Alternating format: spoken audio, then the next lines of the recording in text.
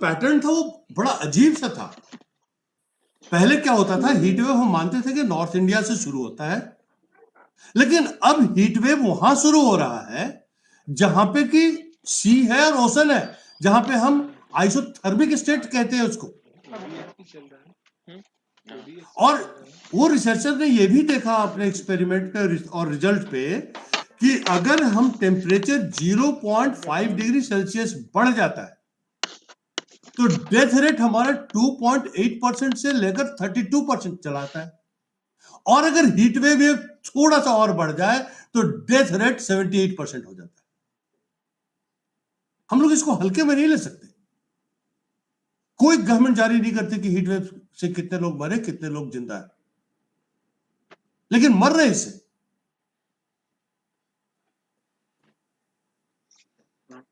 जो vulnerability index जो होता है उस पे भारतवर्ष 3100 पॉइंट पे है, जो कि 90 से वो 15% ज्यादा है। इसका मतलब ये हो रहा है कि हम कहीं ना कहीं बहुत ज्यादा वल्नरेबल हो गए और सोचने की जरूरत है। इन रिसर्चर्स ने दूसरा क्या पाया कि अब जो हीट वेव है वो southern MP, Andhra Pradesh, Karnataka, Tamil Nadu, east west coast उधर आ रहा है। एक स्टडी और किया गया। उन्होंने क्या किया कि 1975 से लेकर 2000 तक और 2001 से लेकर 2016 तक हीट वेव का पैटर्न देखा। और 2000 उतना लंबा क्यों जाए, हम 2022 की बात करें। 2022 में जो हीट वेव था वो इंडिया में 280 heat waves way recorded, and 52% of the heat waves were confined to 5 states: Madhya Pradesh, Himachal Pradesh, Rajasthan, Gujarat and Maharashtra. 27 heat waves जो थे वो हिमाचल प्रदेश में आए, उत्तराखंड में आया और जम्मू कश्मीर में आया, जहां पे लोग गर्मियों में छुट्टी मनाने जाते हैं। आप सोचिए हीट वेव, इसका कोई ना कोई तो जो नेचर है, नेचर आपको कह रही है कि you have already exceeded the limit, अब आप इस पे थोड़ा ध्यान दो। लेकिन हम लोग उस पर ध्यान नहीं देते ना सर। हमारे पास हीट एक्शन प्लान बनना चाहिए। हीट एक्शन प्लान बनने के लिए the centre of policy research ने क्या किया कि उन लोगों ने 18 स्टेट के 37 हीट एक्शन प्लान को स्टडी किया, और देखिए बड़ी खूबसूरत चीजें निकल के आती हैं। करीब 50% हीट एक्शन प्लान वो वल्नरेबल पैरामीटर्स को आइडेंटिफाई करने में असफल थे। उन लोगों ने कितने पॉपुलेशन इससे इंपैक्ट होगा ये भी बताने में सक्षम नहीं थे। वो उनमें उनके पास पैसा भी, देवर हाईली अंडर फंडेड, पैसा भी नहीं था, ट्रांसपेरेंसी नहीं थी। अब सवाल यह होता है कि हमारा जो टेम्परेचर है वो तो रुकेगा नहीं, बिकॉज हम लोगों ने कार्बन डाइऑक्साइड एटमॉस्फेयर में इतना दे दिया है, इतना पंप इन कर दिया है। फॉर एग्जांपल आपको बताओ, आज की तारीख पे पिछले वर्ष 2023 में CO2 का जो एक्यूमुलेशन है कार्बन एटमॉस्फेयर में, दैट इज 419 पार्ट्स पर million. Methane, which is supposed to be 80% more potent than CO2, उसका जो कॉन्सेंट्रेशन है 1902 पार्ट्स पर बिलियन है। एंड आप सबों को पता होगा कि कार्बन का जो लाइफ साइकिल है वो 200 से 300 साल तक रहता है। अगर आज हम जीरो कर दें, नेट जीरो हो जाए, कार्बन हमने निकालना बंद कर दिया, तब भी हमारा कंट्री करीब 100 से 200 साल तक गर्म ही रहेगा। हमारा अर्थ जो है वो गर्म रहेगा। और इससे 2023 को आप देख लीजिए। 2023 जो पूरे 1,25,000 वर्षों में सबसे ज्यादा हॉटेस्ट साल था, सबसे ज्यादा गर्म का साल था। और अभी खान साहब, हम और आप, मैं भी स्वेटर पहना हूं और आप भी चादर लपेटे हुए हैं, जनवरी का भी जो एवरेज टेम्परेचर है, वो ग्लोबल टेम्परेचर जो एवरेज टेम्परेचर है वो 1850 और 1900 से ज्यादा है। मतलब अभी भी रियल विंटर हमारे पास नहीं है। इसका मतलब यह है कि ठंड कमता जा रहा है। अब 2023 की बात मैं आपको बताता हूं क्या हो रहा है। 2023 में ऐसा कोई भी पूरे वर्ष का एक दिन भी ऐसा नहीं था डॉक्टर शैलेंद्र, जिस दिन टेम्परेचर जो एवरेज ग्लोबल एवरेज टेम्परेचर से 1.48 डिग्री सेल्सियस ज्यादा था। ऐसा जी सर, एक जी था करेक्ट। जब वो नहीं था। जी और 50% ऐसे डेज थे शैलेंद्र साहब जिस समय 1.5 डिग्री सेल्सियस से ज्यादा, मतलब 1.71 डिग्री सेल्सियस था। बिल्कुल और सर, बिल्कुल। और नवंबर के 2 दिन ऐसे थे जिस दिन जो हमारा 1.5 डिग्री सेल्सियस को ब्रिज करके वो 2 डिग्री सेल्सियस पे था हमारा टेम्परेचर 2000। जी जी आप सोचिए कि हम कहां पे जा रहे हैं। September was the hottest month in 2002-3। इसका टेम्परेचर 1.78 डिग्री सेल्सियस था, ज्यादा जी 1.78 जी सेल्सियस था। अब ये हो तो रहा है, इसका असर देखिए क्या होता है। देखिए ऐसा है, जिस दिन आपका आर्कटिक आर्कटिक एरिया जो है, इन लोगों को ने बिजनेस का सेंटर बना दिया उसको। आर्कटिक जिस दिन पिघल जाएगा तो आपका जो रिट्रीटिंग मानसून है वो खत्म हो जाएगा। जी जी Arctic area is the total 6% of the global land mass. It जी commands 13% of the oil and 31% of the gases. दो कॉन्टिनेंट ऐसे हैं जो कि बहुत मैटर करता है क्लाइमेट चेंज में। One is the Greenland and the other is Antarctica. जी ग्रीनलैंड में क्या हुआ कि 2019 से 20 के बीच में करीब 60 billion tons of ice melted away. और ग्रीनलैंड और अंटार्कटिका को मिला दें तो 19 और 20 के बीच में रफली 650 billion tons of ice melted away. अभी 2023 की बात आपको बताता हूं। 2023 में अंटार्कटिका में रफली 1.01 मिलियन किलोमीटर आइस की मेल्टिंग हुई है। इसका मतलब है कि गर्मी and poles are heating up at much faster rate than the mainland। और इसका इंपैक्ट आपके और हमारे क्लाइमेट पे आएगा। आप सोच सकते हैं कि रफली India has a coastal line of 7,500 kilometre. और अगर सिर्फ अंटार्कटिका पूरा का पूरा आइस पिघल जाता है तो जो आपका सी लेवल है वो रफली 17.4 फीट ऊपर हो जाएगा। 17.4 फीट का मतलब जितने आपके कोस्टल सिटीज हैं सारे के सारे पानी के अंदर होंगे। और मेरे साथ 8 स्टूडेंट काम कर रहे हैं क्लाइमेट चेंज पे। और एक हमने टॉपिक, उसमें से एक टॉपिक है हमारा गोरमारा आइलैंड का, बे ऑफ बंगाल में। जब मैं वहां पे गया, मैं वहां पे जाकर मैंने देखा, जब आपका सी वाटर, सी लेवल जब ऊपर हो जाता है, इंग्रेसेस इनटू द मेनलैंड, जब वो मेनलैंड पे आता है और आपके खेत को, आपके जमीन को जब वो सैलाइन वाटर से, नमकीन पानी से पूरा ढक देता है, उसके बाद उस जमीन में, उस मिट्टी में कुछ भी नहीं होता। इसका मतलब है कि फूड सिक्योरिटी का प्रॉब्लम है वहां पे। और जब से ये आर्कटिक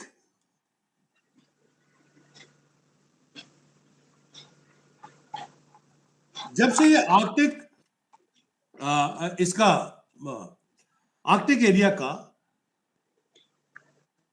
मेजरमेंट ले रहे हैं 1979 से, तब से लेकर अब तक करीब 27,000 स्क्वायर किलोमीटर पे आइस नहीं है।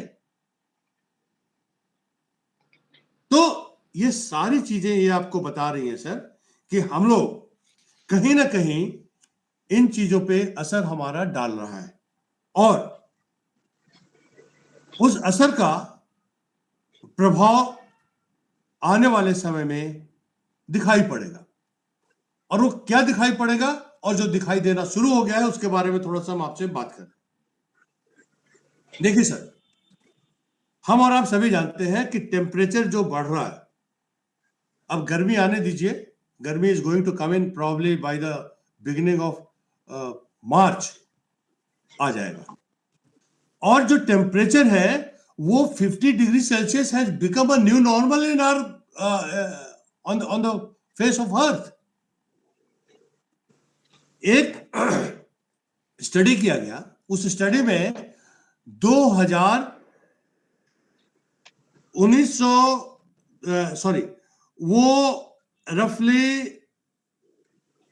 1975 से लेके 2000 तक और 2001 से लेके 2010 तक ये देखा कि 50 डिग्री सेल्सियस में आने के 26 दिन थे, 14 दिन थे, और 2001 से 10 के बीच में करीब 26 दिन 50 डिग्री सेल्सियस का टेम्परेचर रिकॉर्ड किया गया।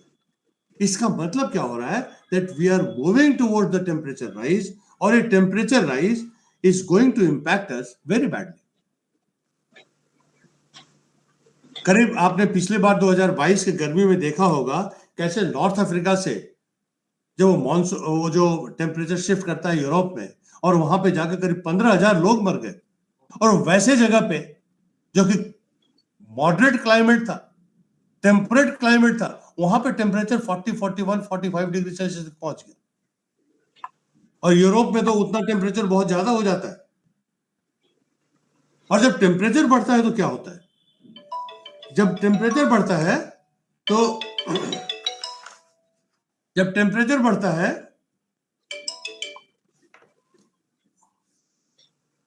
हेलो हाँ आ जाओ गोपी, मैं मीटिंग में हूं, आ जाओ। तो जब टेम्परेचर बढ़ता है तो आपके सीधा एग्रीकल्चर पर फर्क डालता है। 2023 में जो राइस का प्रोडक्शन था वो 3.7% कम हो गया, डिस्पाइट ऑफ द फैक्ट कि जो हमारा सोन एरिया था 2022 में 404.27 लाख हेक्टेयर था, जबकि 2023 में वो 411 लाख हेक्टेयर था। हमने एरिया बढ़ा दिया है, लेकिन फिर भी हमारा प्रोडक्शन है वो कम हो गया। टेम्परेचर बढ़ने की वजह से जो मेज का प्रोडक्शन है वो 6% कम हो गया है, गेहूं का प्रोडक्शन है 1.6% कम हो गया है, राइस का प्रोडक्शन 3.7 के आसपास है, बट वो on and around it remains around 3%। अब इसी पे हम लोग कहते हैं कि अडाप्टेशन क्या होगा, अडाप्टेशन क्या हो सकता है। झारखंड में क्या हुआ कि 2022 में 100 साल में सबसे ज्यादा 47% डेफिसिट था रेन का, और उसका नतीजा हुआ कि 67% एरियाज में जो गेहूं था वो कम हो गया। मैं आपको दो एग्जांपल देता हूं 2022 और 2023 का। गेहूं का जो प्रोडक्शन था वो कम हो गया। कैसे? 2022 गेहूं के लिए एक विशेषता ये है कि इसका जब इसमें बाली आती है, बिहार में कहते हैं बाली आना, जब गेहूं पकना शुरू होता है तो उस समय इसका टेम्परेचर होना चाहिए 26 डिग्री सेल्सियस के आसपास, 26 से 30 डिग्री तक वो ठीक रहता है, तब वो गेहूं पकना शुरू करता है और गेहूं हेल्दी होता है। 2022 और 23 का बताता हूं मैं आपको। 2022 15 मार्च को जो 35 डिग्री सेल्सियस टेम्परेचर था, 20 मार्च को 38 डिग्री सेल्सियस टेम्परेचर था और 30 मार्च को 40 डिग्री सेल्सियस था। इसका सीधा इंपैक्ट हुआ कि आपका जो गेहूं है वो 6% कम हुआ। अब आइए 2023 में क्या हुआ। 2023 में 12 मार्च को 35 डिग्री सेल्सियस टेम्परेचर था और 30 मार्च को 26 डिग्री सेल्सियस था। बहुत अच्छा टेम्परेचर था गेहूं के लिए। गेहूं का जो पैदावार है वो बहुत अच्छा होना चाहिए। लेकिन दो घटनाएं घट गई। 1 से 15 मार्च के बीच में रफली 77.6% जो विंटर रेन्स होता है वो नहीं हुआ। लेकिन 15 से 30 मार्च के बीच में 120.5% एक्सेस रेन हो गया, जिसकी वजह से पूरा का पूरा गेहूं जमीन पे सो गया और गेहूं सड़ गया, उसके दाने सड़ गए। अभी आपने देखा होगा कि आप पता नहीं, I don't know about Ranchi and other places, लेकिन लखनऊ में बहुत कोहरा था। कोहरा होने का कारण यह था सर कि इस बार वेस्टर्लीज बहुत एक्टिव नहीं था, इसीलिए विंटर रेन्स कम हुए और जेट स्ट्रीम जो था वो जेट स्ट्रीम भी नहीं चल रहा था।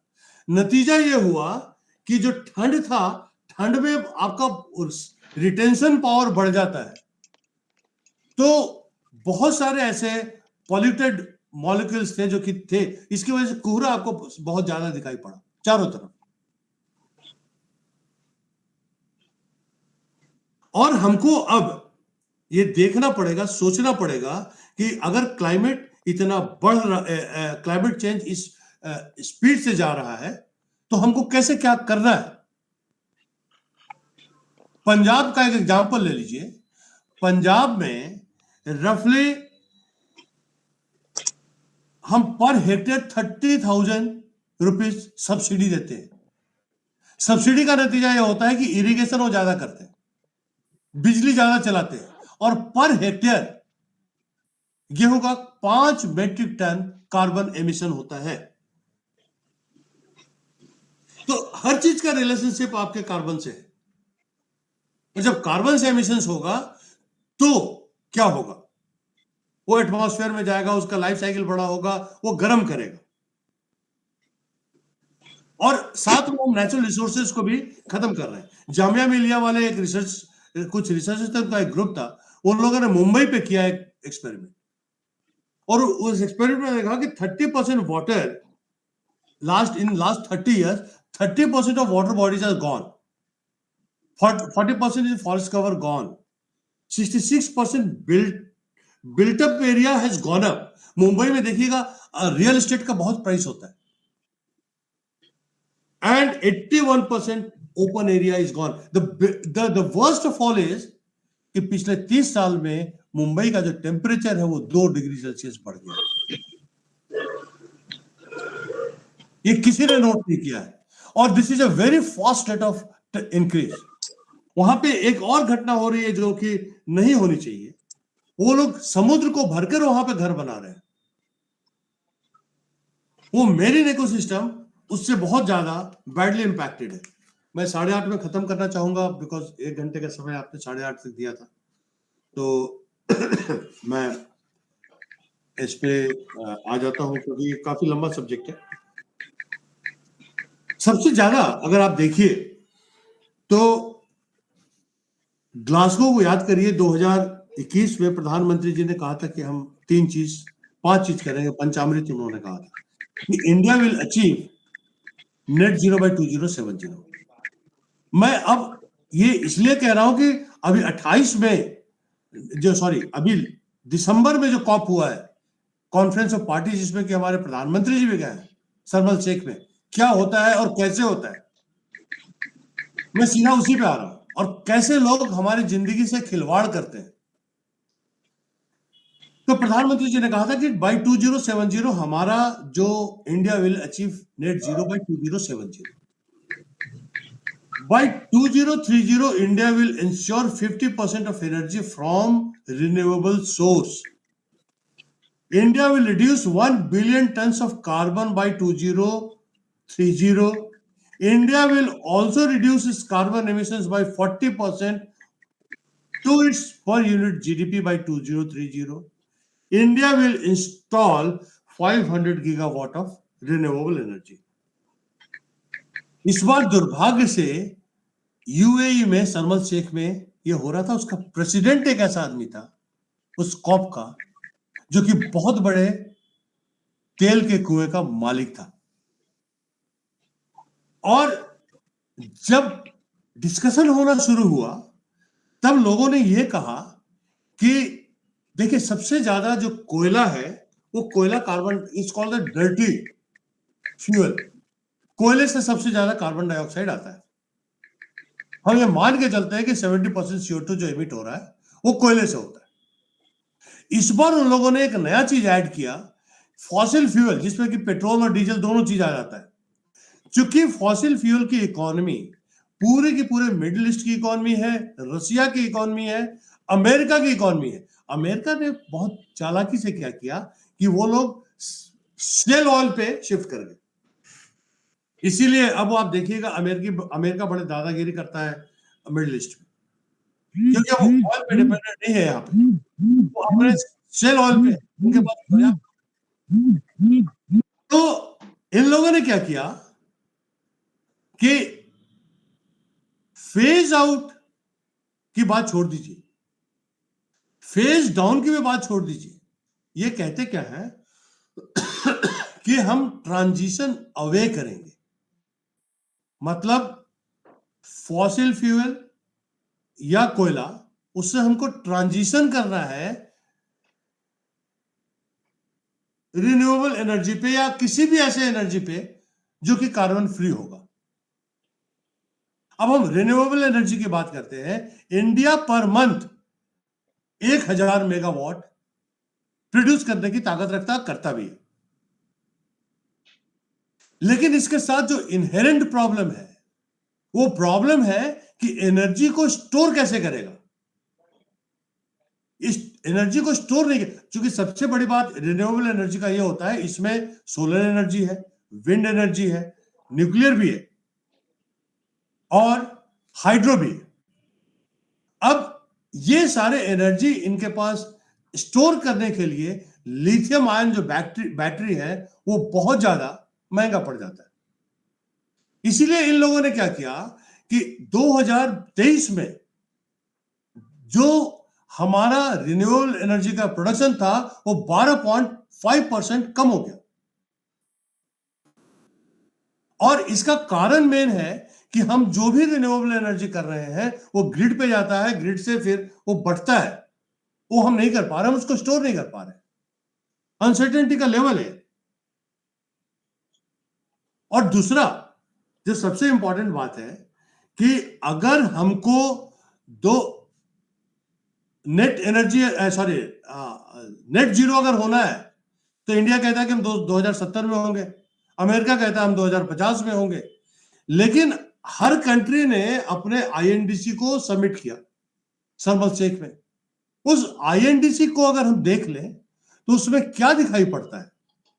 इनकी झूठ दिखाई पड़ती है। कैसे?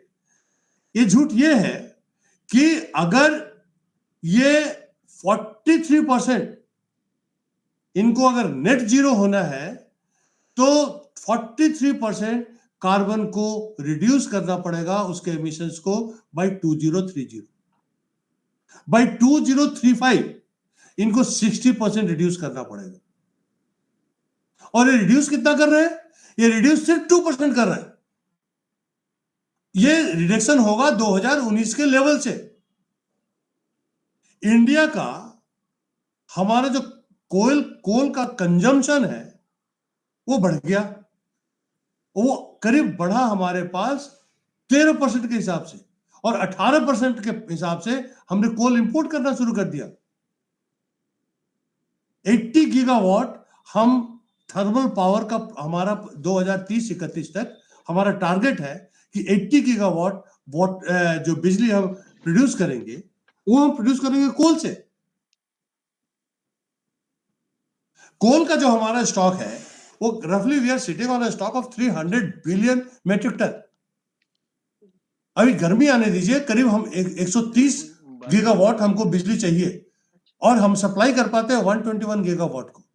हमारा जो कोल का कंजम्पशन है, वो कोल का कंजम्पशन इतने को करने के लिए 1 बिलियन मेट्रिक टन हमको चाहिए पर एनम, और हम करते हैं 60 मिलियन टन। तो डिमांड सप्लाई का जो हमारे पास जो गैप है वो हम पूरा नहीं कर पाएंगे।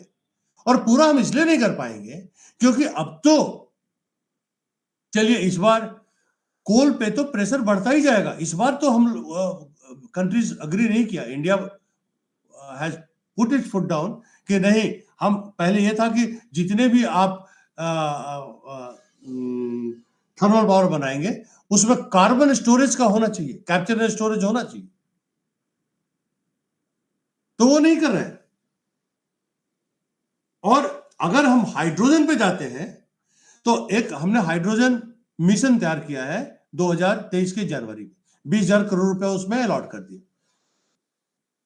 अब 20,000 तो हमने जो अलॉट किया पैसा, अगर हम 1 किलो हाइड्रोजन पैदा करेंगे, ग्रीन हाइड्रोजन, तो उसके लिए हमको करीब 38 to 39 litre of demineralised water चाहिए, और इसके पूरे के लिए 50 billion litres of demineralised water चाहिए। वाटर कहां है इंडिया के पास? और उसी तरह एनालाइजर चाहिए, और हमको बिजली में 125। डॉक्टर साहब मैं थोड़ा इंटरप्ट कर रहा हूँ। इसके बाद आपसे क्वेश्चन, एक प्रोफेसर हैं, वो ज्वाइन करना चाहती हैं, बस उनको अमिताभ जी से रिक्वेस्ट है कि अलाउ कर दें। ठीक है जी जी, थैंक यू। तो ये हमारा जो एक, मैं ये कह रहा था कि मैं कहा था, हाँ बिजली चाहिए इस एनालाइजर को चलाने के लिए, वो भी आपको ग्रीन इलेक्ट्रिसिटी चाहिए, और वो 125 गीगावाट चाहिए। इसका मतलब ये हुआ कि हमारा 500 गीगावाट से बढ़कर ये 625 गीगावाट हो जाता है। और इन्वेस्टमेंट इसमें अगर आप देखेंगे तो इन्वेस्टमेंट हमारा करीब 300 बिलियन यूएस डॉलर 30 तक चाहिए, जो कि आता है 42 million US dollar per annum, और हम खर्च कर रहे हैं 14 मिलियन पर एनम, और प्लस हमारा जो कंजर्व करने का जो पावर है वो कम है, वो एक अलग बात है। अब मैं फिनिश करूंगा, क्योंकि एक ये भी है कि 250 to 300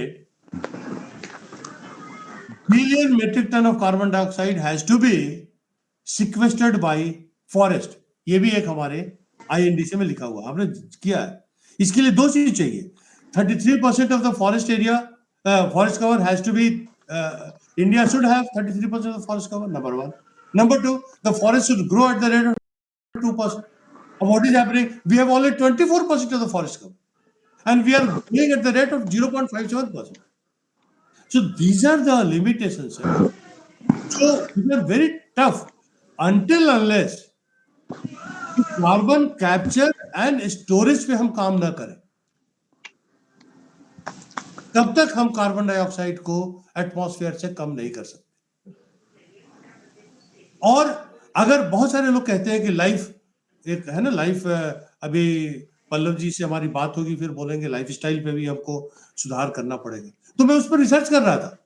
तो लाइफ स्टाइल पे अगर हम सुधार करेंगे ना सर, तो खाली सिर्फ 2 बिलियन मेट्रिक टन हमारा होगा 2030 तक, हम उतना कम करेंगे।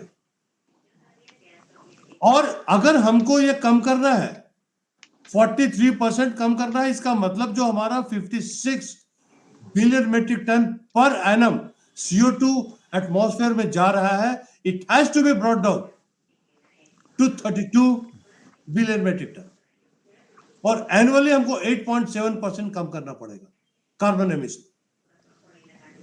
तो अब हमारे पास रास्ता सिर्फ एक ही बचता है कि कार्बन कैप्चर एंड स्टोरेज, और उसके लिए हमको रिसर्च करना पड़ेगा। कुछ एक कंट्रीज कर रहे हैं, आइसलैंड उसमें एक है। तो COP28 जो अभी जो हुआ है दिसंबर में, उसमें हम सभी लोग नहीं चाहते कि कार्बन पे कोई बात हो, कार्बन का एमिशन हम कम करें, क्योंकि 52 स्मॉल आइलैंड्स का उनके नेशंस का एक कॉन्फेडरेशन है। वो तो कह रही है कि हम तो सिर्फ 1% ही कार्बन डाइऑक्साइड एमिट करते हैं सर, और डूब हम रहे हैं। 8 आइलैंड्स डूब गया है। इंडिया में आपको सुनकर आश्चर्य होगा कि कम से कम 4 आइलैंड तो मैं जानता हूं जो कि पानी में डूब गया, वहां के पॉपुलेशन को शिफ्ट किया गया। And India is going to be a center of great climate refugees. अभी अडाप्टेशन के लिए हम लोग पैसे की बात करते हैं ना, अडाप्टेशन में इंडिया अभी 5.5% ऑफ इट जीडीपी स्पेंडिंग, और आने वाले वर्षों में जो एस्टिमेशन है वो 57 लाख करोड़ का है। उतना हमारे बजट से एक्सीड करेगा हमारे इस पे। हम कहां से इतने रिसोर्सेस लाएंगे? हमारे पास पैसे नहीं होंगे सर। पल्लव जी बेहतर समझेंगे, इकोनॉमिक्स के स्टूडेंट है वो। तो हमारे पास ये सारे हैं। मैंने बीच में बहुत कुछ इसको बातें नहीं की क्योंकि समय कम था, और अब मैं 8:35 हो गया है, तो मैं रिक्वेस्ट करूंगा कि कोई भी अगर क्वेश्चन हमसे करे तो मैं कोशिश करूंगा कि कुछ बता सकूं।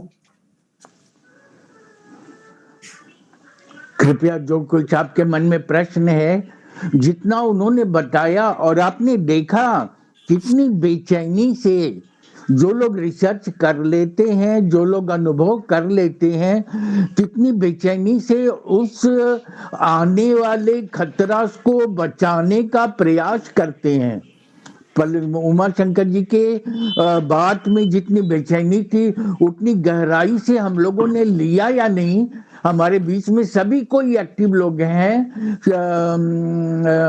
ये काल शेट्टी साहब, डॉक्टर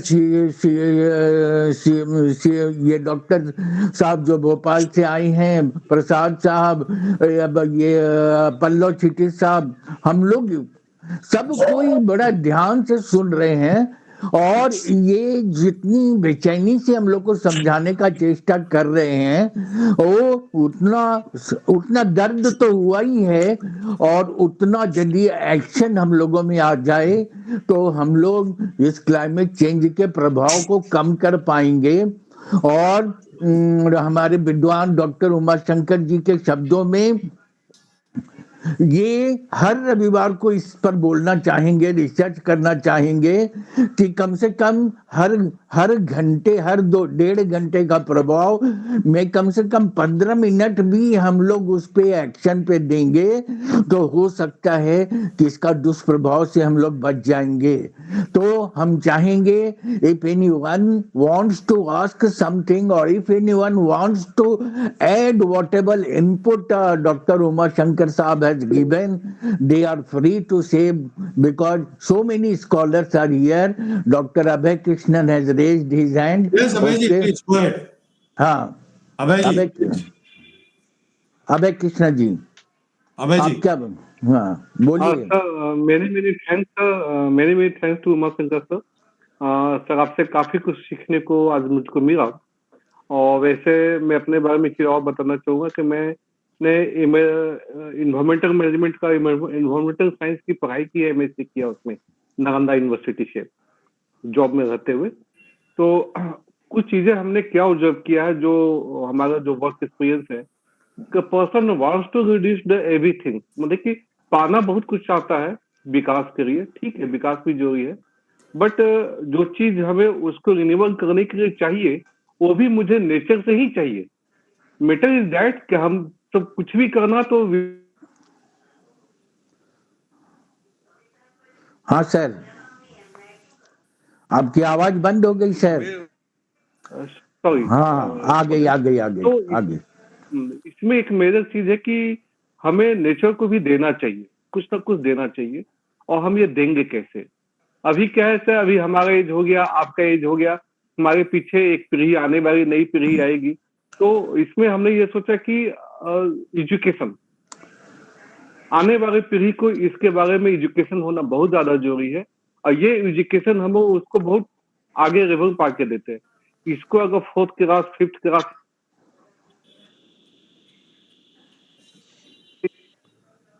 एक पौधे से इतना ऑक्सीजन आएगा, इतना कार्बन डाइऑक्साइड, उसको मन में पहले से वो बीज अगर बो देना, तो आई थिंक कि हम 100 करोड़ 125 करोड़ जनता है, अगर 10 करोड़ भी जनता महीने में देख के पौधा लगाए, तो इस चीजों को हम काफी फास्ट मूव कर सकते हैं। अगर 1% भी लगाती, 1 करोड़ भी पौधा सबको लगाते हैं, तो बच्चों को इतना सिखाना होगा।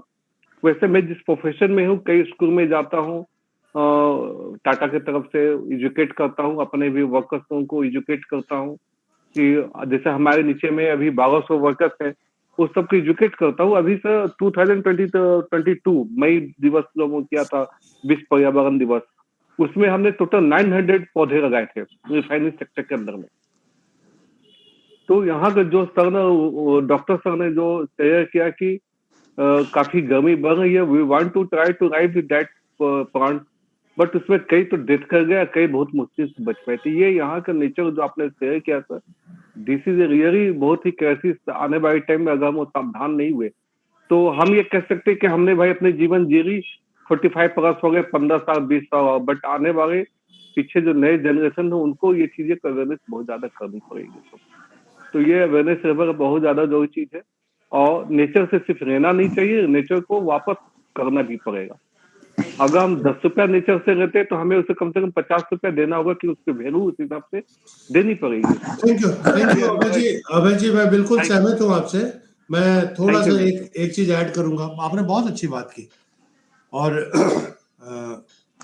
पल्लव जी ने आपको सराहा भी। और मैं एक चीज, चूंकि मेरी पूरी जिंदगी फॉरेस्ट में बीत गई, तो क्या बताओ, मैं अपनी बात कि जो अब आप मेरे छोटे भाई की तरह हैं। अगर आप से मैं थोड़ा सा मत भिन्नता होगी तो मुझे माफ कर देंगे। मैं अब ये नहीं जो सर, आप अब ये जो इससे प्लांट ना, अब जो प्लांटेशन का जो खेल चल रहा है इंडिया में, इसको बंद करना चाहिए। कारण ये मैं बताता हूं आपको। अभी मैंने एक आरटीआई किया, और आरटीआई से यह मालूम हुआ कि 2014 से लेकर 2024 के बीच में 1 करोड़ 21 लाख पेड़ काटे गए, और 1,21,000 हेक्टेयर फॉरेस्ट लैंड को फॉरेस्ट से निकाल के दूसरे विभाग में डाल दिया गया। विभाग नहीं, मतलब कि ये सड़क बनने में, अडानी को माइनिंग देने में, इन चीजों में। देखिए, प्लांटेशन करना बहुत अच्छी बात है। मतलब कहते हैं ना कि गीता में भगवान कृष्ण ने भी कहा है कि मैं इसमें ये हूं, इसमें ये हूं, और पेड़ों में मैं पीपल हूं। लेकिन प्लांटेशन बड़े आइडियल कंडीशन में होना चाहिए। मैं तो हाथ जोड़ के विनम्र प्रार्थना करता हूं लोगों से कि भैया, तुम खाली जो हमारा फॉरेस्ट बचा हुआ है उसी को मत काटो। ये अपने आप में ऑटो करेक्शन ले लेगा, ये ठीक कर देगा। आप जो जमीन फॉरेस्ट की बची हुई है उसको मत छेड़ो, उसको मत लो। अभी फॉरेस्ट कंजर्वेशन एक्ट में इन लोगों ने संशोधन किया, और ये संशोधन करके कहा कि 0.25, मेरे ख्याल से 1 हेक्टेयर से नीचे के एरिया में अगर कोई बिल्डर लेना चाहता है फॉरेस्ट का लैंड, और वो घर बनाना चाहता है, कॉलोनी बनाना चाहता है, तो उसको भी दिया जा सकता है। मैंने एक पीआईएल डाली सुप्रीम कोर्ट में, एडमिट हो गया है, 19 तारीख को उसका है। अब आप देखिए सर, आप एक पेड़ लगा दीजिएगा। मान लीजिए जमशेदपुर में एक पेड़ लगा दिया आपने, मैंने लखनऊ में एक पेड़ लगा दिया, आप एक पेड़ लगा दोगे। आप इन्वायरमेंट, अभय जी, आप इन्वायरमेंट के बहुत होनहार विद्यार्थी हैं। आपको हमसे ज्यादा पता है कि एक प्लांटेशन को, एक फॉरेस्ट बनने में सैकड़ों साल लग जाते हैं। एक इकोसिस्टम डेवलप होने में सैकड़ों साल लग जाएगा। सही बात है सर। एक प्लांटेशन तो बन जाएगा, मतलब आपको लगेगा कि हरा भरा है और 1000 पेड़ है, लेकिन उसको आप फॉरेस्ट में कन्वर्ट कर सकते हैं, एक इकोसिस्टम में कन्वर्ट करने में, मतलब जो इकोलॉजिस्ट बोलते हैं कि वो हजारों साल लग जाते हैं। तो मेरा विनम्र निवेदन ये है। थैंक यू सर, इसी में जानना चाहूंगा सर कि जैसे अभी मैंने एक वर्ड यूज किया कि नेचर से हम काफी कुछ दे रहे हैं। सहमत अब नेचर को क्या देना है, कैसे दे, वापस तो करना पड़ेगा। Yes yes. तो उसके लिए मैं ये कहता हूं, as a forester, as a practising forester, कि सबसे पहले नेचर से छेड़छाड़ बंद कर दे, नंबर 1। एक छोटा सा एग्जाम्पल बताता हूं। गुजरात में एक बहुत अभिनव प्रयोग किया गया। अभी तक क्या होता था कि गुजरात कहीं पर भी जो सीवेज लाइन होता था या इंडस्ट्रियल अफ्लुएंट होता था, वो नदी में आप भेजते थे अनट्रीटेड, एसटीपी नहीं लगाते थे। कम से कम यूपी में और बाकी जगहों पे गंगा मिशन में काम यही कर रहे हैं, कहीं पे काम नहीं कर रहा है। गंगा अभी भी प्रदूषित है। गुजरात में एक बहुत अभिनव प्रयोग किया गया। वहां पे क्या किया कि जो भी अफ्लुएंट है वो पाइप से ले जाके सीधा सी बेड में डाल रहे हैं। वो उनका मन नहीं भरा रिवर को पल्यूट करने से, अब वो सीधा सी में डाल रहे हैं। मैंने एक फिर चिट्ठी लिखी और मैंने ये अनुरोध किया कि कम से कम अब रिवर को तो छोड़ दीजिए, सी को तो पल्यूट ना करें आप, क्योंकि सी को कैसे आप ट्रीट करोगे। 95% जो वाटर है, 95-96% वो सी ओशन में है। रिवर को तो फिर भी मान लो कि रिवर का सेल्फ करेक्शन है, और रिवर का फिर भी एग्जाम्पल्स है। थेम्स रिवर को इंग्लैंड में आपने डीपोल्यूट किया है, लेकिन ओशन को कैसे कर लेंगे आप सर, जबकि वो ओशन बेड में चला जाएगा, वो सी बेड में चला जाएगा। और हमारे पास ये भी नहीं मालूम होगा कि मेरीन इकोसिस्टम में कितने वहां पे एक्वेटिक लाइफ है जो मर रहे हैं। क्योंकि रिसर्च में तो हम पैसा देते नहीं ना सर। रिसर्च में इंडिया सबसे पुअर फंडिंग करता है, 0.64% है।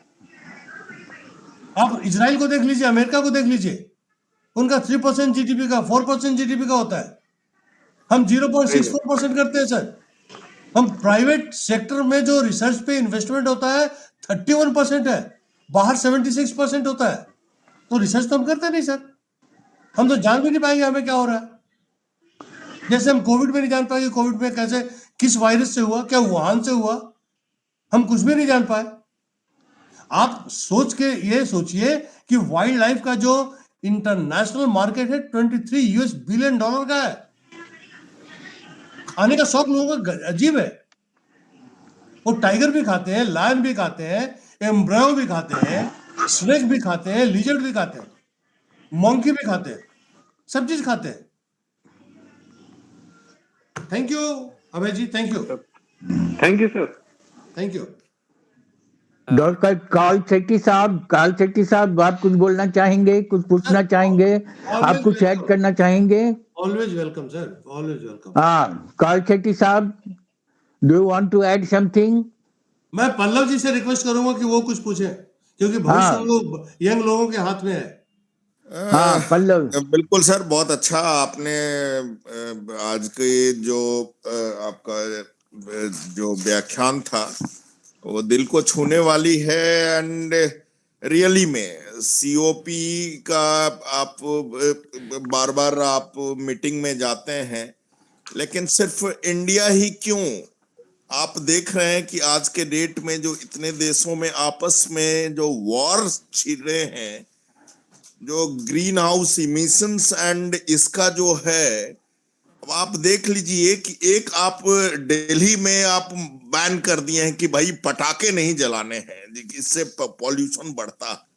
What about the global impact, sir? Today we are really sad to see कि आपसी युद्ध जो छिड़े हुए हैं, डेली बमबारियां हो रही हैं।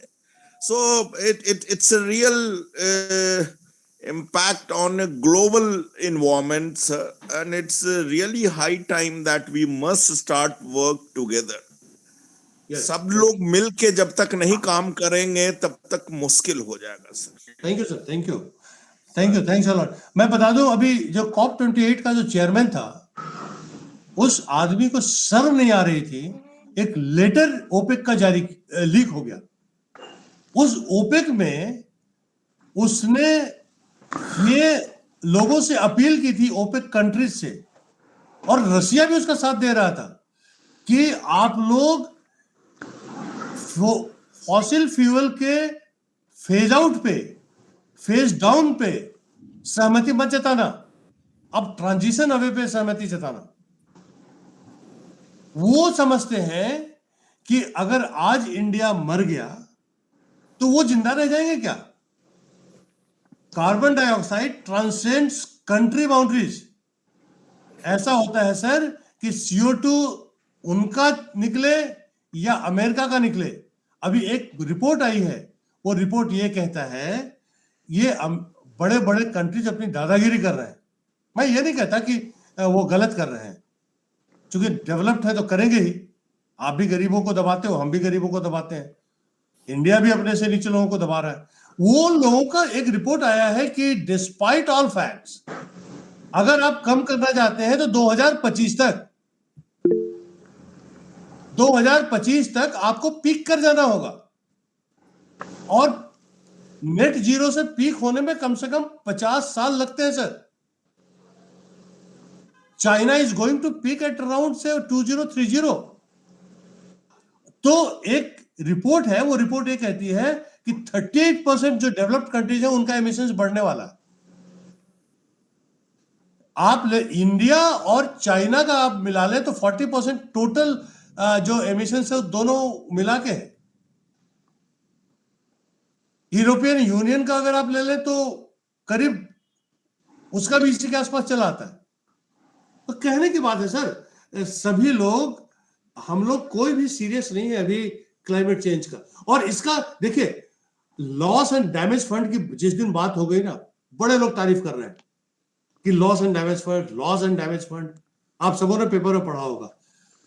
आप अभय जी मान लीजिए, जिस दिन हम लोगों ने लॉस एंड डैमेज फंड की बात कर दी ना, हम लोगों ने हार मान ली उसी दिन, और हम लोगों ने सोच लिया कि अब CO2 मिटिगेशन हम कंट्रोल नहीं कर पाएंगे। अब हम लोग अब देखिए इसमें पेच क्या फंसाएगा, डेवलप्ड कंट्रीज पेच फंसाने वाला क्या है कि लॉस, परमानेंट लॉस का डेफिनेशन आप दो, टेम्पररी लॉस का डेफिनेशन दो, परमानेंट डैमेज किसको आप कहोगे, इसमें आप कहीं नहीं सकते, डिफाइन ही नहीं कर पाओगे। अगर मान लीजिए साइक्लोन आया, एक बहुत तेज साइक्लोन आया, उस साइक्लोन से आपका घर उजड़ गया, अब आप इसको परमानेंट डैमेज कहोगे या टेम्पररी डैमेज कहोगे, ये डिस्प्यूट का विषय होगा। इकोसिस्टम परमानेंटली डैमेज हुआ है या टेम्पररी हुआ है, इसका कोई डेफिनेशन ही नहीं है। जैसे कि आज तक फॉरेस्ट को डिफाइन ही नहीं कर पाए, इसका कोई लीगल डेफिनेशन आज तक नहीं है। बड़े शर्म की बात है, we have not been able to define forest, और इसका फायदा उठाते हैं। तो ये सब चीजें हैं। अब ट्रांजिशन अवे का मतलब ये हो गया राकेश भट्ट जी की, ट्रांजिशन अवे का मतलब ये हुआ कि ना फेज डाउन ना फेज आउट। अब ट्रांजिशन हम करेंगे, कब करेंगे डिफाइंड नहीं है। प्लेस था कि 30% ये मीथेन हम कम करेंगे 2003। टारगेट क्या है आपका? कंट्री वाइज टारगेट तो दो आप कि कितना मीथेन करोगे। इंडिया ने तो मीथेन पे साइन भी नहीं किया, इंडिया ने तो डिफॉरेस्टेशन वाले प्लेस पे साइन भी नहीं किया, क्योंकि हमको तो 4 वे और 6 वे लेन बनाने हैं, सड़क बनानी है ना। अगर हम साइन कर देंगे तो फिर हम फॉरेस्ट का लैंड लेंगे कैसे?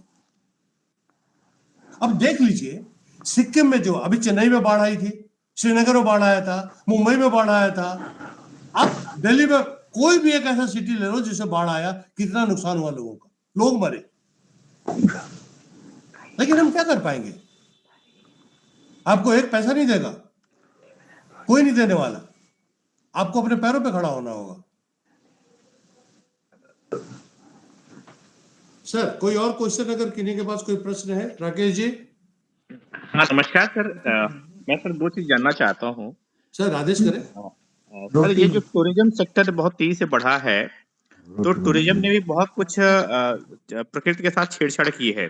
बिल्कुल। और दूसरा जो डेवलपमेंट के पैरामीटर्स हैं वो कैसे डिजास्टर रेजिलिएंट हो, इस पे क्या प्रोविजन है और क्या चल रहा है सर? बस दोनों।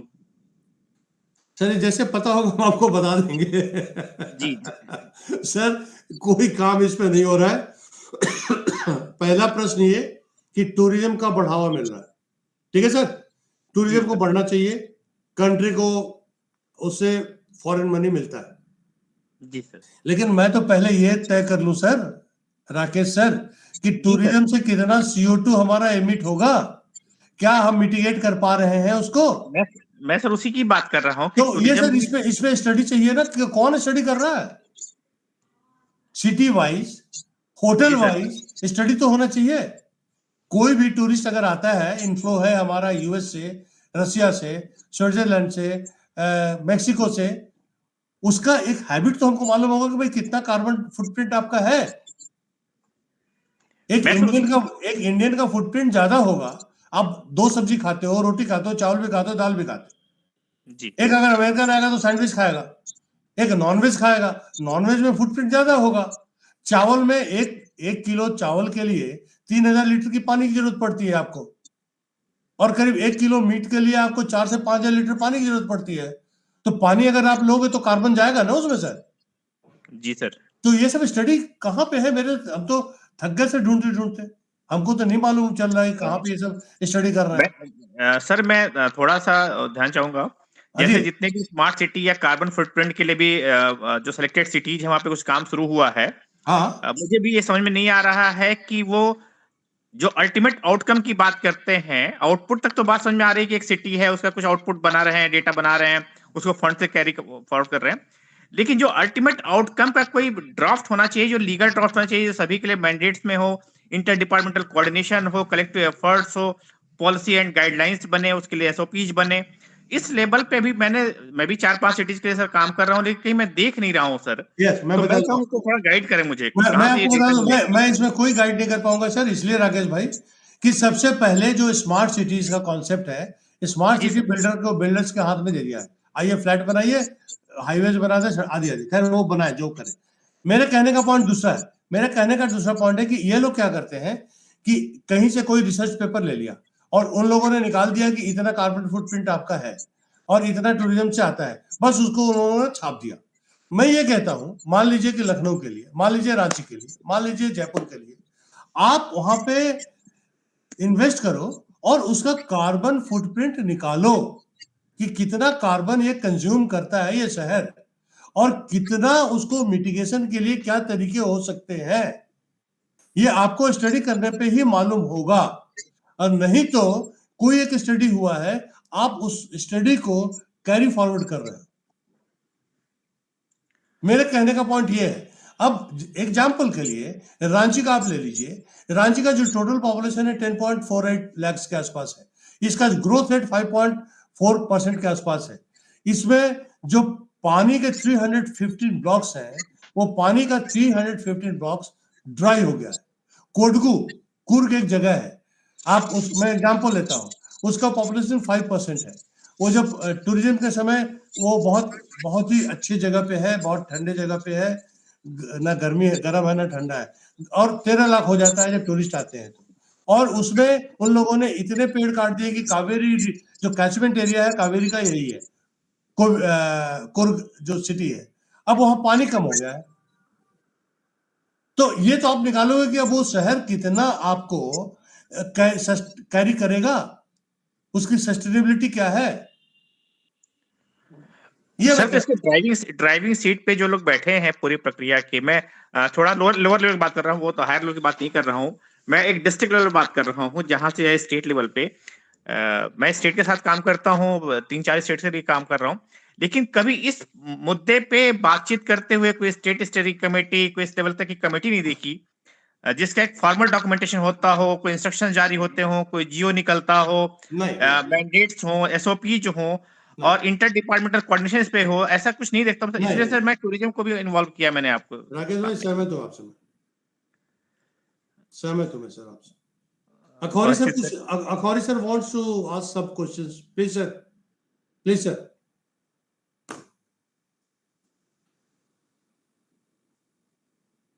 आप सर अनम्यूट करिए, सर अनम्यूट करिए, सर अनम्यूट करिए मैं जो सवाल पूछना चाहता हूँ, सर। मुझे डर है कि बड़ा बड़ा बड़ा बड़ा बेतुका भी लगे।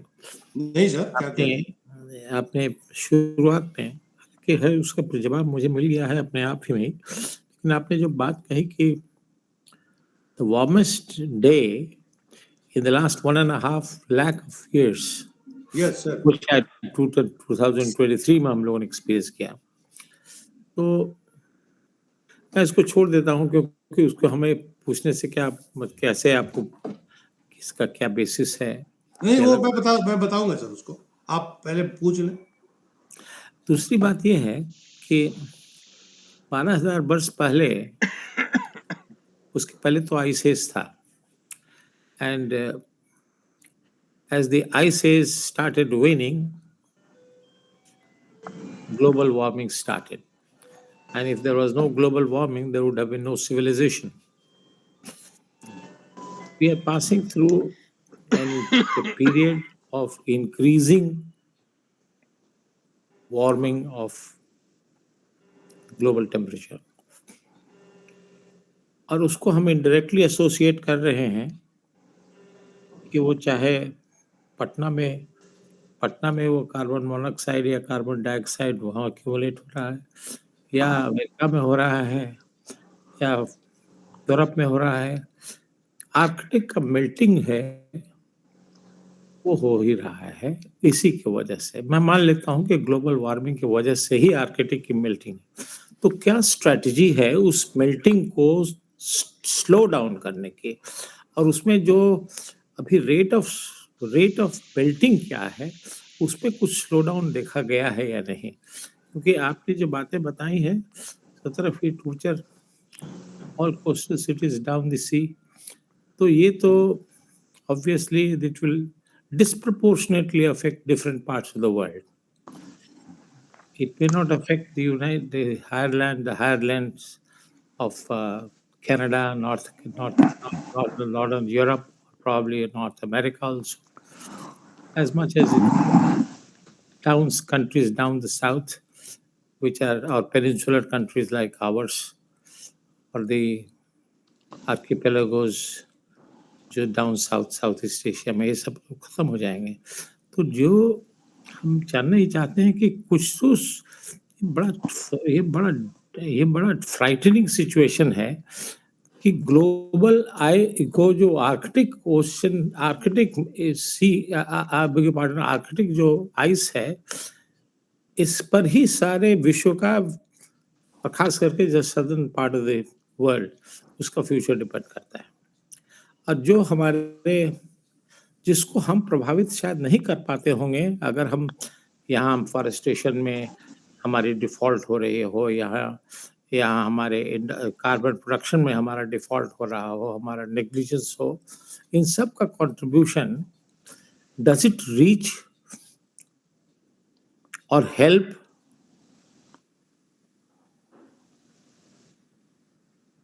Increasing the temperature of the earth?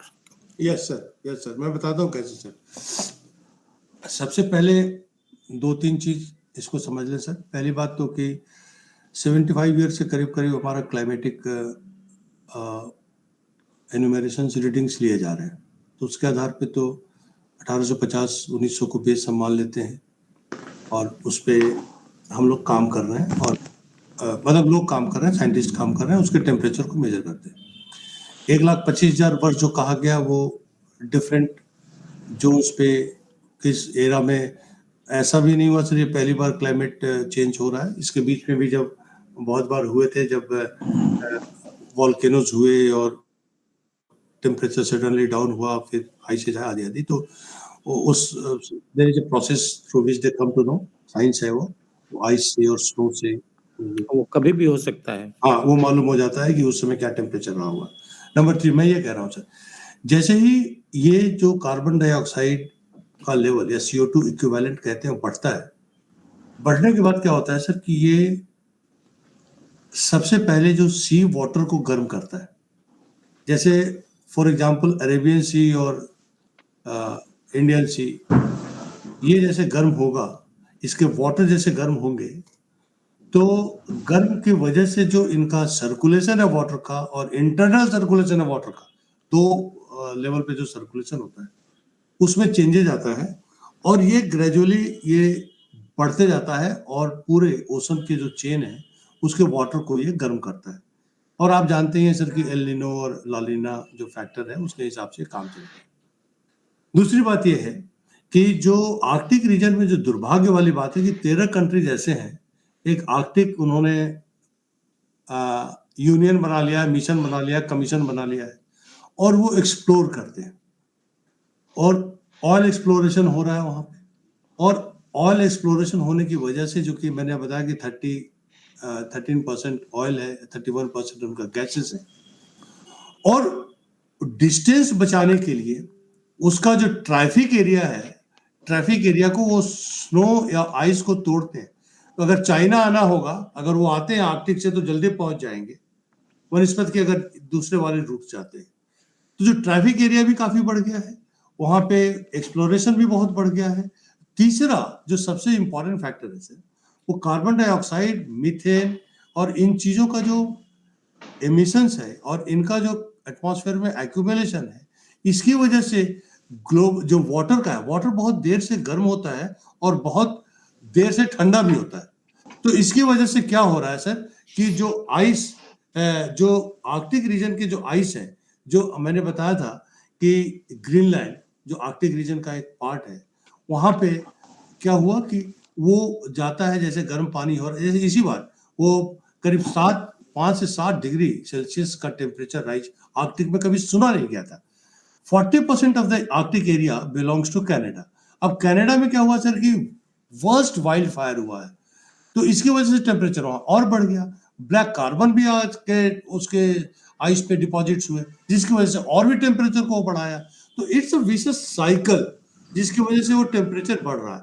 अब आप देखिए सर, उत्तराखंड में इतना जो ग्लेशियर लेक्स हैं, ये ग्लेशियर लेक्स इतने जल्दी बर्स्ट नहीं करते, इसको ग्लॉफ कहते हैं, ग्लेशियर लेक आउटबर्स्ट फ्लड। ये नहीं करते। कारण ये है कि फॉरेस्ट का जो फायर होता है और इंडस्ट्रियल आउटपुट से जो ब्लैक कार्बन जाकर जमा हो रहा है, कभी सर आप अगर आप जाएं ग्लेशियर्स पे, तो देखिएगा कि पूरा का पूरा सफेद होने की वजह से, ये सफेद की जगह वो काला दिखाई पड़ रहा है। मैंने खुद अपनी आंखों से देखा। और जो ब्लैक होता है उसका रेडिएशन बहुत जल्दी, जो सन का रेडिएशन है, अब्जॉर्प्शन ब्लैक में ज्यादा होता है, तो इसकी वजह से वो ग्लेशियर जल्दी गर्म हो रहे हैं। ग्लेशियर जल्दी गर्म हो रहे हैं तो जल्दी मेल्ट कर रहे हैं। I see. ये सारा, हाँ। उसमें बहुत सारा फिजिक्स भी है सर, और बहुत सारा केमिस्ट्री भी है।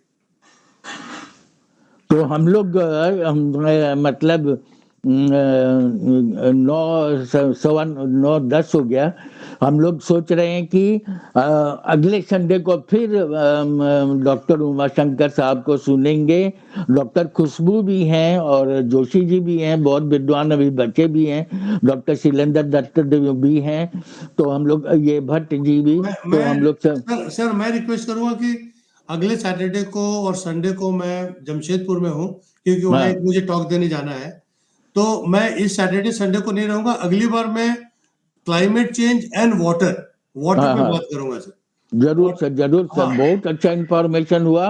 और विनय शुक्ला जी से कहेंगे कि इसका रिकॉर्डिंग जरूर रखेंगे, और हम लोग सबको रिकॉर्ड। अमिताभ जी, मैं थोड़ा इंटरप्ट करूंगा आपको। मैं ये कहना हाँ, चाहूंगा हाँ। सर कि देखिए सर कि जैसे अगर हम देखें कि अर्थ की लाइफ को कितना हुआ कि about 4.5 billion years we can say, तो इस और लाइफ ओरिजिनेट कैसे हुई कि जो E is equal to mc², जो हमारी एनर्जी थी वही मास में कन्वर्ट हुई। और जो शुरू में जो हमारी गैसेस थी, उसमें से जो कार्बन डाइऑक्साइड है और हाइड्रोजन है, ऑक्सीजन है, इनसे जो है अमीनो एसिड्स आए। नाइट्रोजन है, नाइट्रोजन तो अवेलेबल है ही। अमीनो एसिड से प्रोटीन्स बनी और प्रोटीन से लाइफ ओरिजिनेट हुई, और फिर दो तरफ बाइफरकेट हो गई, एक तरफ प्लांट्स हो गए, एक तरफ एनिमल्स हो गए, और सब कुछ सिस्टम बढ़िया चलता रहा।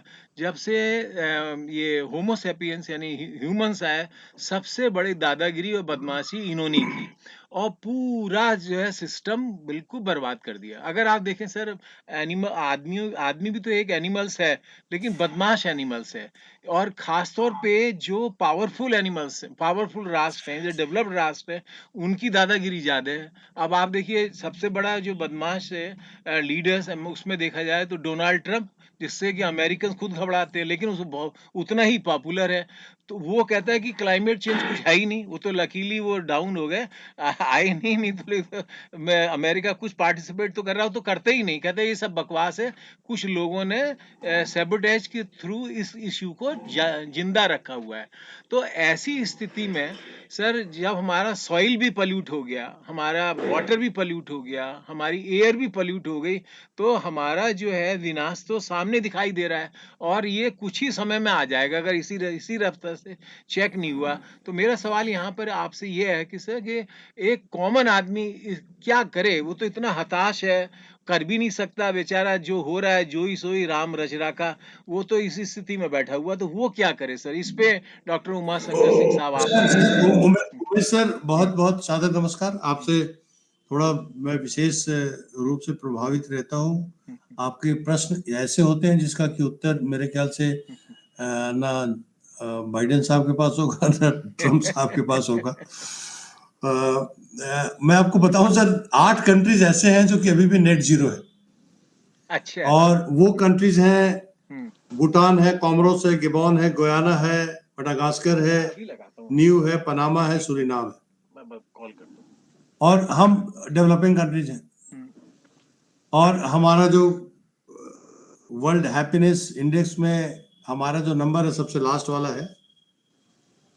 एनवायरमेंट इंडेक्स 180 लोगों का 180 कंट्रीज का नापा गया, उसमें 180वां पोजीशन भारतवर्ष का है। जी हाँ, जी हाँ। तो सर मैं क्या बताऊं, आपके प्रश्न का उत्तर शायद अगर मुझे बहुत खुशी होती कि मैं दे पाता। कॉमन आदमी क्या करेगा ये मेरे समझ में नहीं आता कि क्या करेगा। मतलब मुझे तो लगता है कि सर जैसे कभी आप जाइए बकरे के मतलब मीट बूचर के दुकान पे और बकरे को बंधे हुए देखिए और बड़े निरीह भाव से वो देखता रहता है बूचर को कि अब मेरी बारी कब आनी है। मेरे ख्याल से बड़ी बुरी स्थिति है सर। मेरे पास इसका उमेश सर कोई उत्तर नहीं है। मैं आपको एकदम उत्तर नहीं दे पाऊंगा कि कॉमन आदमी क्या सोचेगा, क्योंकि कॉमन आदमी तो मरने के लिए पैदा हुआ है। अगर आप देख लीजिए तो सिक्किम में जो लोग मरे उनकी कौन परवाह करता है सर। आज 10,000 से ज्यादा लोग उत्तरांचल में जो चोराबारी में मर गए उनकी कौन परवाह करता है। या ऋषि गंगा वाले में 32 लोग मर गए, ऑफिशियल रिकॉर्ड जो है, कौन परवाह करता है सर? कहाँ कौन परवाह कर रहा है? तो अब क्योंकि ऐसा है ना सर कि इतना ज्यादा कार्बन डाइऑक्साइड 419 पर ppm हो गया है और अभी भी हम नहीं रुक रहे हैं। तो मीथेन का भी बढ़ गया, क्या कैसे होगा? अब एक ही रास्ता दिखाई पड़ता है कि कैप्चर करो कार्बन डाइऑक्साइड को एटमॉस्फेयर से और उसको स्टोर कर दो समुद्र के अंदर, पत्थर में कन्वर्ट कर दो कार्बोनेट के रूप में, तब तो हो जाएगा। जी जी। लेकिन आप कितना भी प्लांटेशन लगाओ, प्लांटेशन का एक सिक्वेस्ट्रेशन पोटेंशियल होता है। आप जितना लगाओगे मतलब लाखों हजारों वर्ष लग जाएगा, तब तक कार्बन डाइऑक्साइड कहां से कहां चला जाएगा। बिल्कुल राइट पता नहीं सर, इसका उत्तर मैं नहीं दे पा रहा हूँ। ये थैंक यू पहला सर, प्रश्न बिल्कुल है। सही बात है सर। वो जो एक बकरा जो है बूचर की शॉप पे देखता है, वही कॉमन मैन की स्थिति है और कुछ नहीं कर सकता, केवल इंतजार करे वो दिन का जब वो भी दुनिया छोड़े। Thank you sir. गुड, बहुत अच्छा। ये चंद्रेश्वर खान साहब, अब नहीं, चंद्रेश्वर खान साहब। सर अखौरी सर कुछ वांटेड टू अच्छा। Ask me something. Umashankar ji से नहीं, मेरा प्रश्न जोशी जी से है, जो मेरा ख्याल है कि फिजिक्स के स्टूडेंट हैं। मैं ये जानना चाहता हूँ जी सर। कि past has been studied, but climate change has also been caused by deviations in the Earth's axis. तो उस पर तो हमारा कोई कंट्रोल नहीं है। बिल्कुल। जी हाँ सर। उस पर तो हमारा कोई कंट्रोल नहीं है। If global warming starts happening or has happened, let us say 12,000 years ago, it started. मैं बिल्कुल मुझे माफ करेंगे, it may look like an absolutely novices, but I'm asking this way because we do not know all factors which have brought about big changes like ice ages. And we know that in those days when there was no industry, when there was no carbon emission problem, and still there was warming, or there was still, you know, ice ages. इतना तक कि Sahara was completely under, I would say, a part of the ice age, which starts from northern end of the world. तो ऐसे situations जो बने थे, obviously this must have some answer from physics point of view, which must be related to Earth's revolutions on its axis, which of course is not in one kind. तो इसलिए हमने सोचा कि जोशी जी के सामने ही ये प्रश्न करूं कि अगर ये as a student of physics he might be having some idea in the past. मैं थोड़ा सा सर इसमें Joshi ji will answer this question. मैं थोड़ा सा I will supplement a smaller portion of it. अभी there was a paper published in Nature. The paper was saying कि हम लोगों ने इतना वाटर एक्सट्रैक्ट कर लिया है कि जो एक्सिस है अर्थ का वो टिल्ट कर गया है, और वो टिल्ट किया है 0.0083 डिग्री पे, मतलब इट्स अ सब्सटैंशियल टिल्ट. तो इसके टिल्ट की वजह से इसके रोटेशन और रिवॉल्यूशन दोनों पे फर्क पड़ा है. बिसाइड्स जो अर्थ है कूलिंग डाउन से भी इसके रिवॉल्यूशन पे और रोटेशन पे फर्क पड़ा है. There is no doubt in it. अब सवाल यह होता है कि जो पिछले वर्ष में क्लाइमेट चेंज हुआ, टेम्परेचर डाउन हुआ, फिर बढ़ा, उसमें एक फैक्टर बड़ा अननोन था, वो पॉपुलेशन और वो डेवलपमेंट. वहां पे हम लोग इतने नहीं थे जितना कि आज है. हमारा डेवलपमेंट का लेवल ये नहीं था जो आज है.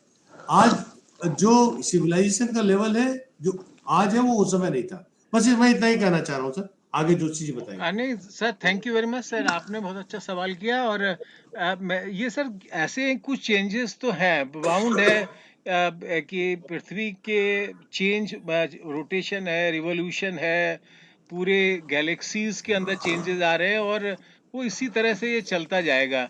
लेकिन उसका मतलब अगर कुछ चेंज होता है तो वो चेंज को नेचर खुद ही कंट्रोल करती है.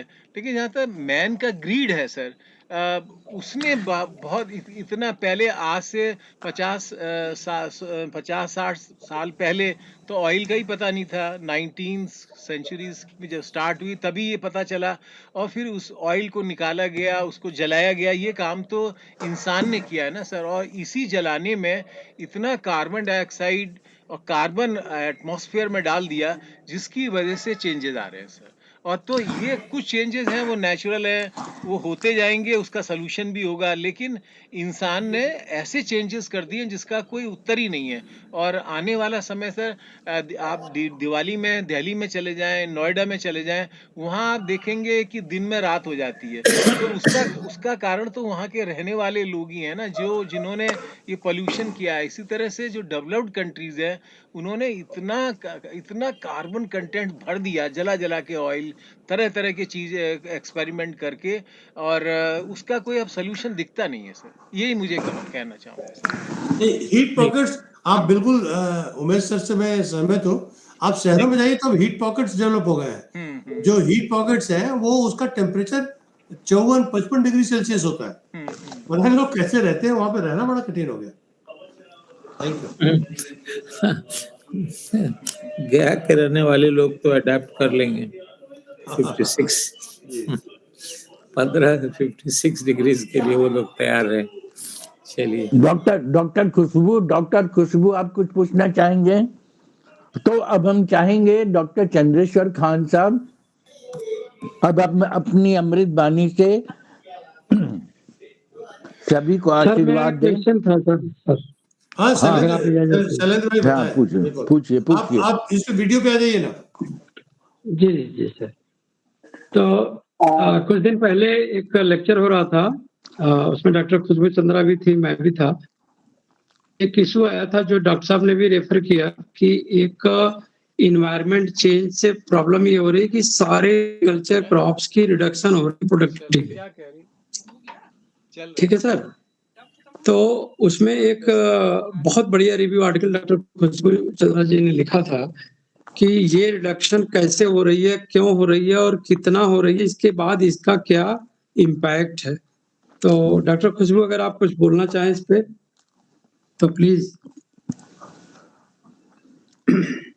शैलेंद्र जी, पहले आप अपना नंबर मुझे दे देंगे क्या? हाँ बिल्कुल सर। हाँ, जी लिखिए 855 855 609 609 2620। 2620। Thank you doctor Shailendra, thank you. तो हम लोगों ने एक्चुअल में मुझे याद आ गया कि हाइड्रोपोनिक्स पे एक चर्चा हो रही थी।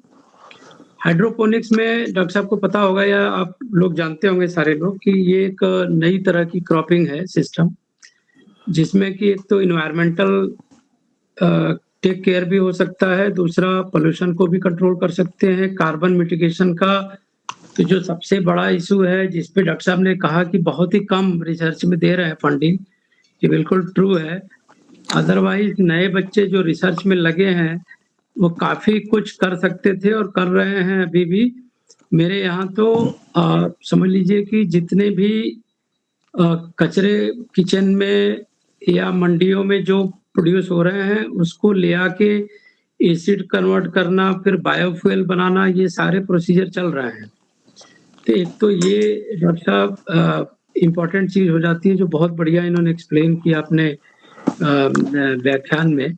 और दूसरी चीजें ये कि अगर फ्यूचर में इस तरह के प्रोग्राम होते रहेंगे, इस तरह की चीजें होंगी, तो हम लोग एक टार्च बेयरर के रूप में अच्छा काम करेंगे, जिसमें सबकी एक्सपर्टाइज होगी। कुछ प्रोजेक्ट बनाए जाएंगे, जो बच्चे काम करना चाहेंगे, जो स्टार्टअप के रूप में आना चाहेंगे। जैसे हाइड्रोपोनिक्स में बताऊं, बहुत सारे बच्चे ये इंटरेस्टेड हैं आज के नई टेक्नोलॉजी की खेती के बारे में, जिसमें मैं एक्सपर्ट हूँ। मैं 3 साल एग्रीकल्चर का हेड भी रहा अमृतसर में। अभी मैं वर्तमान में IMT यूनिवर्सिटी में प्रोफेसर हूँ। तो कार्बन मिटिगेशन पे मेरा भी प्रोजेक्ट रहा। मैं करीब 19 साल में काम किया ITBHU के सौजन्य से बायोफ्यूल प्रोडक्शन पे। तो 5 साल से एग्रीकल्चर प्रोडक्ट, हर्बल प्रोडक्ट पे काम कर रहा हूँ। तो एक्सपर्टीज का फायदा यंग जनरेशन को देने में ही समझदारी है, क्योंकि उनको गाइडेंस मिल जाए तो बहुत कुछ कर सकते हैं। सरकारों के ऊपर तो हम लोग बिल्कुल भरोसा नहीं कर सकते, ना तो वो सुनने वाली है। तो डॉक्टर खुशबू चंद्रा, अगर आप कुछ कहना चाहें तो इसमें ऐड कर दें, क्योंकि आप एग्रीकल्चर की एक्सपर्ट हैं और बिहार में ही साइंटिस्ट हैं वहाँ पे एग्रीकल्चर इंस्टीट्यूट में। डॉक्टर खुशबू चंद्रा, डॉक्टर खुशबू अगर आप चंद्रा सुन रही हैं मैडम तो प्लीज। मैडम है ना? हमको लगता है नहीं होंगी, चली गई होंगी, मतलब नहीं, आगे। हाँ हाँ हाँ हाँ मैडम, सुनना चाहेंगे आपको। मैम आप वीडियो पे आ जाइए ma'am. Okay sir.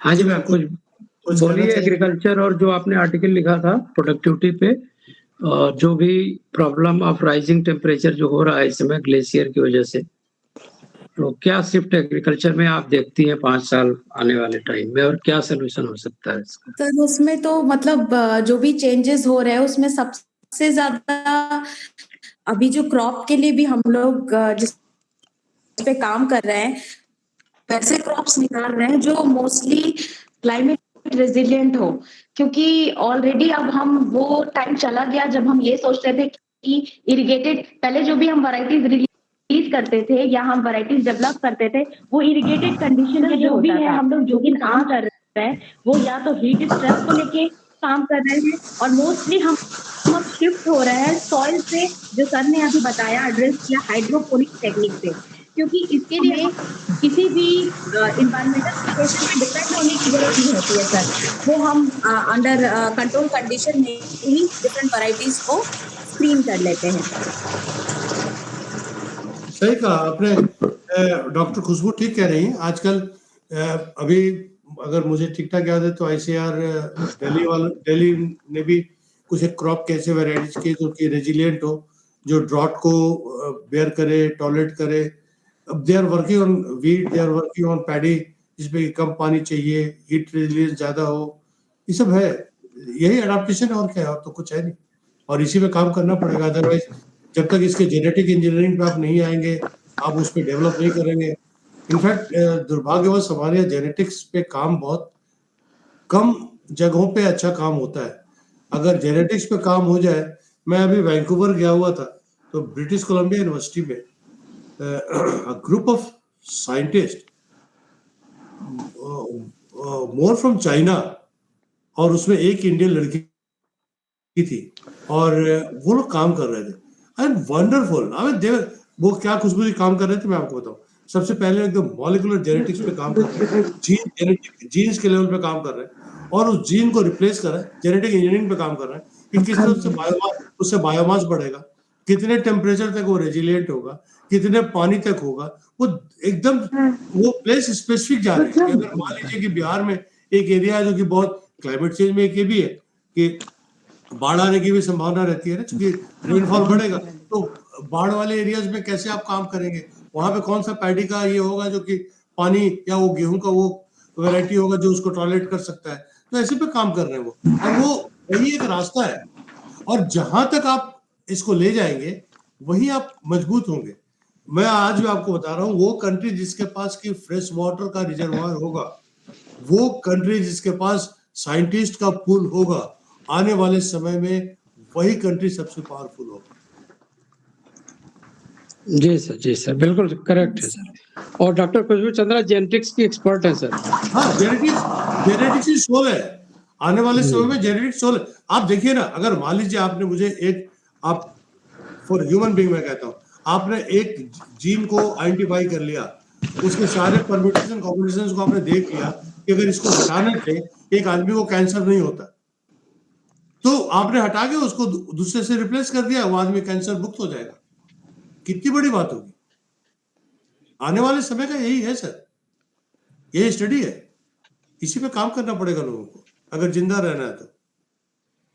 Thank you Khushboo, thank you. Thank you sir, बहुत अच्छा टॉक था sir, thank you so much. Doctor Khushboo, हम आपका नंबर लेना चाहेंगे और आपकी इजाजत से हम आपको अपने ग्रुप में रखना चाहेंगे। जी थैंक यू सर। जी सर। हाँ, जरा बताइए ना अपना नंबर, अपना मोबाइल नंबर। 99 हाँ जी सर, 99 99 55 71 71 11 11 40 40 99 55 71 11 40। जी यस सर। मैं आपको करूं, कल एक जेनेटिक्स पर भी बोलेंगी। कल क्या नाम उनका, प्रेरणा मेहता भिलाई से रायपुर से बोलेंगी। आप आइएगा जरूर, मैं लिंक के सबको भेज दूंगा। कल तो उमा शंकर जी रहेंगे, आप आएंगे तो हमारी शोभा बढ़ेगी। और अक्सर ही रहूंगा आपके साथ। हाँ, कभी एक्चुअली मेरी वाइफ बहुत नाराज हो जाती है, बोलती है कि आप पूरे 5-6 दिन तो काम करते रहते हैं, एक दिन थोड़ा सा बच्चों तो मैडम को भी बुलाइए, उनके किसी रोचक सब्जेक्ट पर उनका भी लेक्चर कराइए जी सर। हाँ, उनका भी हम लोग सुनेंगे। मैं अपने बेटे को मैंने कहा है, तो एक बार आर्टिफिशियल इंटेलिजेंस पे उसने बात की थी। हाँ, बहुत अच्छा बात किया था। तो वो प्रसाद साहब बहुत खुश हुए थे। वो आर्टिफिशियल इंटेलिजेंस पे काम करता है, तो अगली बार उसको मैं कहता हूँ काम करेगा। हाँ, बिल्कुल। खुशबू जी, में हम लोग भी आपको सुनना चाहेंगे। और अभी अमृत बच्चन, चंद्रेश्वर खान साहब का नहीं सुनते तो ये मीटिंग ही अधूरा लगता है। शुरू में प्रसाद साहब नहीं आते, बीच में लास्ट में चंद्रेश्वर साहब नहीं आते, तो अमिताभ सर, हम अपना टॉपिक के लिए हम बीच में बताएंगे। हो सकता है कि next week on the move हो, इसलिए मैं अपना जो प्रेजेंटेशन है वो मैं बाद में आपको अलग से मैं बताऊंगा। अच्छा, अगले रविवार को। जी सर। पल्लव जी, आप उस समय रखिएगा, मैं 19 को वापस लौट रहा हूँ, तो 19 के बाद वाले में रखिएगा, तो मैं भी सर मेरा प्रिविलेज होगा आपके साथ रहना। बिल्कुल सर, हाँ। Thank you, thank you. Pallav ji के साथ प्रेरणा जी दोनों को रखेंगे। नहीं, प्रेरणा आप दोनों ने कल प्रेजेंटेशन दिया था कैंसर पर हम, चूंकि हम लोगों का भी एक साथ था तो इसलिए हम नहीं सुन पाए, नहीं तो आप लोग का भी हम सुनते। तो ये बहुत खुशबू आप 19 के बाद रखना, क्योंकि 19 को मैं लौटूंगा, चूंकि मेरा जेनेटिक्स सब्जेक्ट था एमएससी में। तो हाँ। जी। मैं मुझे बहुत खुशी होगी आपकी बात सुनकर, कुछ सीखने को मिलेगा। जी सर। बहुत अच्छा लगा और आपने जगा दिया, डॉक्टर उमा शंकर जी ने सभी को जगा दिया, सभी को सोचने पे मजबूर कर दिया, और नेचर ने भी हम सबों को जोड़ दिया, और डॉक्टर ये शैलेंद्र भट्ट जी ने भी, और ये सभी लोगों ने भी इसकी जरूरत और इम्प्लीमेंटेशन का एक आधार लगता है कि हमारे इस ग्रुप के थ्रू संभव हो पाएगा, और हम लोग इम्प्लीमेंट करेंगे। हाँ, शुरुआत हो गई। और डायबिटीज के बारे में हम आपसे सुनेंगे, और आपने जो कहा प्रसाद का ये क्या दवा का, उसको भी हम जी, लोग जी। इस्तेमाल करना बिल्कुल चाहेंगे। सर, बिल्कुल। हाँ, सबको भेजूंगा सर, आप लोग एड्रेस अच्छा, भेजिएगा मेरे को। हाँ, ठीक है, ठीक है। जी सर। तो जी सर। प्रसाद साहब, चलो, ये thank you, good night sir. Khan साहब, हाँ, खान साहब कंक्लूजन करें। बहुत बहुत धन्यवाद। ये 9